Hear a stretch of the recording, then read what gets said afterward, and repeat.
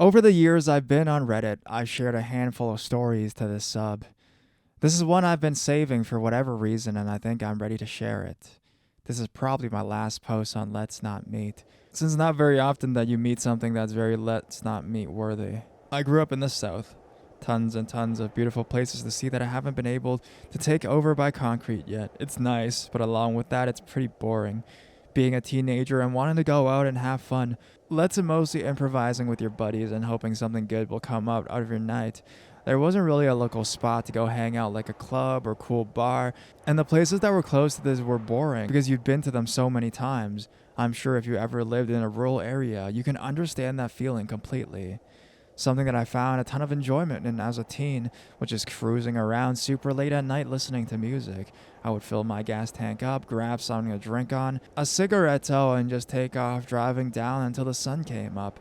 It was a way for me to just clear my head and relax. Those backcountry roads are always fun to drive down at 2 a.m. and also just the right amount of spooky. Well, one night I absolutely got more than I was to bargain for. I can't remember what month it was exactly, but I know for a fact it was in the summertime because I was out of school, and I also remember it being a comfortably chill night. So if I was to guess, it was around July or August. I was cruising around like I always did and was completely worry-free. I just had music blaring and I was in my zone.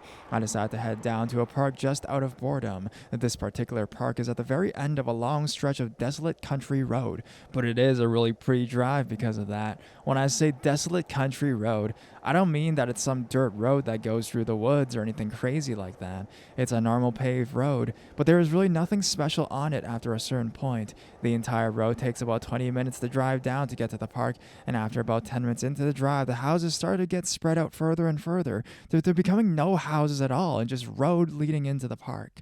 I think a lot of reason I like this drive at night is because of how creepy it was, and it looked like as some sort of adventure or something.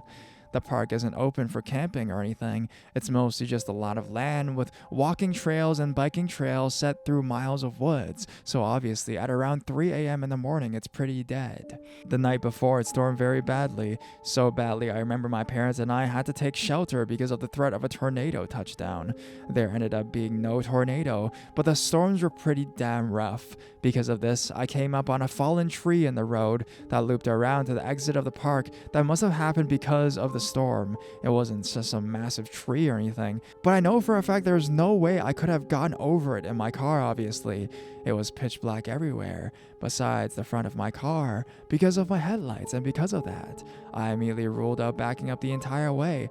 I just drove when I entered the park. I knew that was super dangerous and there was no way. At this spot on the road, there was flat land on each side of me. I figured that it would make the most sense of me to just back up in the grass beside me, just a little bit, and then drive back the way I came. It was a one-way loop around the park, but I wasn't really worried about going out the wrong way since it was so late. So I started to back up off the road so I can get my car turned around. All was good until I went to pull back up on the road. I totally didn't take into account how wet the grass was and the amount of mud. My car went absolutely nowhere. My back tires were completely stuck and were spinning in place as I was trying to floor the gas pedal. I started to become pretty scared at this point. Not the most ideal situation to be in. I immediately take my cell phone out of my pocket and saw that I had service. Feeling of relief, I called my parents and told them what happened and where I was. They were pretty pissed off at me, but they said they'll pay for a tow truck to come get me out. My parents both drive small 4-door sedans, and they would have zero help in the situation. I was about 45 minutes away from my house and the rest of most human civilization, so I figured that I'd be stuck out there for at least an hour before someone was able to get me. Freaky feeling, but I tried to get out of my head and just continue to listen to music and be on my phone in the car while I waited. Not much more I could do. After I kind of calmed down from the initial anger I had, I started to check out my surroundings. I didn't even notice at first because of everything going on, but in front of my car's placement was a field that was full of the most amount of deer I think I'd ever seen at once. There, legitimately, must have been 40 deer in this field, just walking around and eating the grass. The field wasn't directly in front of my car, but if I were to get out and throw a rock in that direction, I would have been able to easily hit one of them. 30 yards out, They didn't really help with the creepy level going on. Looking out in front of your car and seeing 80 eye reflections staring back at you is a bit of an alarming feeling overall, but I was relieved it was just a field of deer. I watched them for a little bit, but I was quickly over it and started just browse through my social media apps while waiting. They seemed to have been over it quicker than I was because they all went back to walking around and eating once they figured out I wasn't going to attack them or anything. After browsing my phone for about 15 minutes, I finally get a call back from my parents letting me know that the guy was on his way and about an hour and a half from my location. Still, to this day, I remember hearing that and having the thought, you gotta be fucking kidding me. I understood that me and only me was the reason I was in the situation I was in, so I couldn't really be mad at anyone, but that was really obviously not what I wanted to hear. I decided that the smartest thing for me to do was just to make sure my doors were all locked, lay back in my car seat, take a nap to pass time quick, and that's what I did. So here we go. So I wake up 45 minutes later to the feeling of being watched. I'm not sure if anyone here has ever experienced that feeling before, because I don't know how common it is, but there was a sixth sense alarm going off in my head telling me that I need to wake up. Waking up to that feeling and the situation I was in and the surroundings I was in is probably worst case scenario. I sit up and immediately check my surroundings and I see nothing. I looked around, through my car very quickly for any sort of weapon and found a pocket knife. A fucking pocket knife. I was very scared, even though I saw and heard absolutely nothing. That feeling is terrifying. I was shocked to see that the field of deer in front of me was still full of just deer. I don't know anything about the animal, but I guess I always just assumed they don't really hang out in the same place for too long. Not sure why I thought that, but I'm surprised to see them nonetheless. So I called my parents back to see if they have heard any kind of update from the tow truck guy. I decided not to mention the feeling I was having because I didn't want them to worry more, and I also knew that it was literally nothing more than a feeling I had and had nothing to back up why I was feeling that way other than just being spooked out in general. No update from the tow truck guy, so we all just assumed he was just on his way on his end. The call lasted just a few minutes before I felt like such a dick. They both had to wake up for work in a few hours, and now I have to spend a random $100+, and on top of that, they were worried about me. I could tell they were annoyed at the situation, but worried. I told them I made sure to call them when the guy arrives, and I am sorry. We hung up, and I looked from the phone and immediately went 0 to 100 in panic mode. The deer in front of me were all completely perked up, staring in the same direction right of them. Let me remind you that there are around 40 deer in this field. Every single one of them was staring, stopped in their tracks, completely still, standing there looking at something.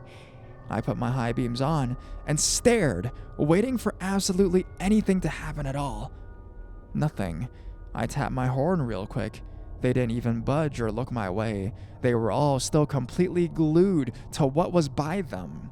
The way the tree line was, I couldn't see that far over into the field. I know they were looking into the woods by them, but I don't know what they were looking at. I could hear my heartbeat. I grabbed that stupid pocket knife and just waited for something to happen. I would say it was about a minute after I honked. Every single one of them in unison started to run in the opposite direction. They were running at full speed, and within 20 minutes the field was completely empty. I was petrified in fear. I know that staying in my car is what would be the safest thing to do, but it's the worst feeling in the world when you're just like a sitting duck. My head was on a swivel. I was freaking out in every possible way. I assumed that it was a bear or something like that, but it could have been absolutely anything. I was convinced at that point it was the devil himself. I didn't know what to do. I knew that the tow truck was close by, but I had no idea where he was. I began to shake because of nerves and just looked around to make sure nothing was by me and focusing on the field in front of me. I did this for what felt like an actual eternity, sitting in complete silence and darkness in the middle of nowhere, waiting for something to jump out and attack you. 15 of the longest minutes of my life goes by, and I start to see lights breaking through the tree line on the road.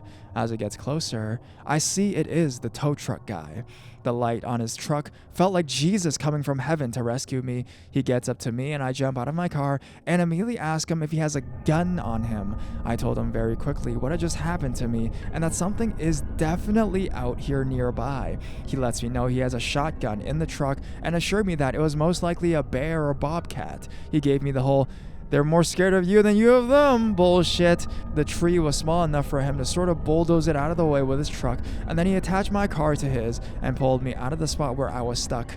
He was very nonchalant about what I just experienced, but I was pretty badly shaken up from it. The whole time he was doing this thing, I still had my eye glued out on that field, waiting for something. He was completely done with everything in about 15 minutes, and he told me to follow his truck out of there onto the main road again. I got in my car and was ready more than anything to get the hell out of this park. We started to drive away from the spot I was in, and I still had my head on a swivel, completely shook up. As we were driving away, I looked in my rearview mirror. We were down the park road just a tiny bit, but I could still see the spot I was stuck in partially lit up from the vehicle lights on the moon. I watched in my rearview mirror a man come out of the tree line behind where my car was and walked in the middle of the road and watched us drive away. My heart stopped beating, legitimately. I lost my breath and my eyes started to get full of tears because of how absolutely scared I was in this moment. I couldn't see any sort of details like what he looked like or even necessarily what he was wearing. To be honest, I don't really care. The feeling that I felt driving away from that spot, knowing he was right there the whole time watching me as I was sleeping, freaking out, looking around, watching me as I was completely alone for such a long time, maybe even coming right up to my window and watching me as I snored. That's a feeling. That is something I can't necessarily put into words all these years later, and it still messes with me quite a bit. The entire time we were driving off, as long as I could see him, he didn't move. Just watched us in the road. A million things went through my mind. I was scared there may have been multiple people up the road waiting for us. I was trying to figure out if I should start beating on my horn like crazy to get the tow truck guy to stop or not. I decided that all I wanted to do was to get out of there, more than anything. The second we finally got out of the park, I was able to go into the 2-lane road again. I flew past the tow truck driver, and I did nothing below 70 miles per hour the entire way home. I flew through stop signs, stop lights. I absolutely did not freaking care. The only thing on my mind was making it home. I got home, ran inside, very quickly acknowledged my parents and said sorry and thank you and went to my room. I didn't get a single second of sleep the whole entire night. I was searching for any sort of records of things happening in that area, escaped convicts, similar stories, etc. I came to the conclusion that the man was some sort of squatter or homeless. I read many things online how it's common for homeless in rural areas to build shelters in the woods, which makes sense to me entirely on why he would do that. But obviously, the unknown is the scariest part of it all. What if he was not homeless? What if he was going to hurt me? What if? There are so many possibilities of what could have happened to me, but the outcome that did happen is what I am most grateful for. I never told my parents this story until many years after it happened, and I was already an adult and moved out. It freaked them the fuck out too when I told them. I never went back to that park ever.